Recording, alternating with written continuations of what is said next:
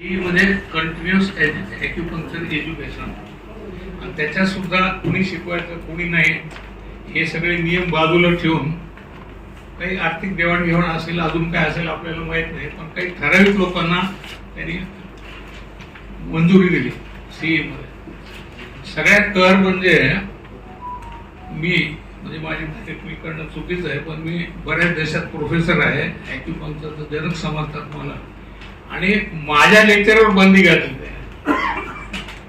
सुरुवातीला जेव्हा रजिस्ट्रेशन आम्ही दिले तेव्हा मी सर्वात सिनियर असल्यामुळे काउन्सिलने मला विनंती केली की तुम्ही डॉक्टर लोकांसाठी प्रशिक्षण वर्ग घ्या, त्यांची परीक्षा घ्या, जे पास होतील त्यांना आपण काउन्सिलचं रजिस्ट्रेशन देऊ. पण नंतर आता आमच्या संस्थेलाही परवानगी नाही आणि जिथे डॉक्टर लोहियाचं नाव असेल स्पीकर मध्ये त्या संस्थेला सीईची परमिशन मिळत नाही. म्हणजे हा एक विरोध आहे फार मोठा. काय मी त्याच्याबद्दल जास्त बोलणार नाही. ते डॉक्टर लक्ष्मण सावंत यांनी केस केली ते पहिल्यापासून सांगते.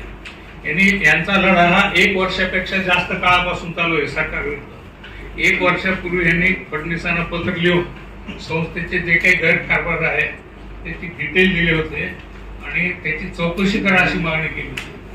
तर संस्थेने ह्यांना सांगितलं की जे काही पुरावे ते आमच्याकडे चालून द्या. आता ज्यांच्या विरुद्ध तक्रार आहे त्यांच्याकडे पुरावे देऊन काय न्याय मिळणार आहे. यांनी फडणवीसांना 2-3 वेळेला पत्र टाकलं, यांनी आरटीआय मध्ये पण दिलं. आरटीआय मध्ये यांनी जे मागण्या केल्या त्याला 5 महिने झाले, अजून आरटीआय उत्तर देत नाही. म्हणून शेवटी यांना कोर्टाची पायरी चढावी लागली आणि यांची बाजू न्याय असल्यामुळे आम्ही यांना सपोर्ट केला. मी आता डॉक्टर सावंतांना सांगतो ते तुम्हाला थोडं ते सगळं सांगते.